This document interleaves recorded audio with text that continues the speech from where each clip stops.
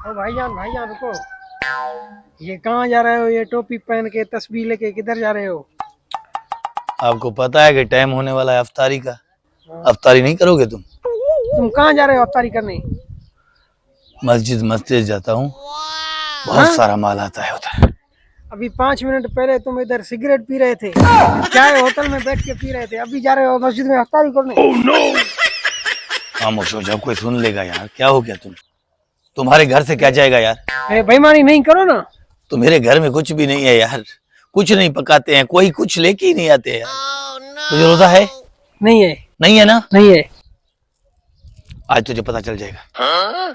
बहन 1 मिनट, तू इसी वजह से कर रहा था ना, मेरे को पता है। ये पकड़, आजा मेरे साथ। कहाँ चले? अरे मस्जिद पे रोजा खोलने के लिए आजा यार।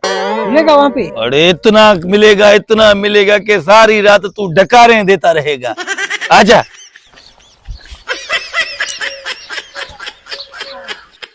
मुंह तो बनाओ ना, ऐसे हंस रहे हो, लग भी नहीं रहे हो कि तुम रोजा है। तो ऐसे कैसे मुंह बनाओ फिर?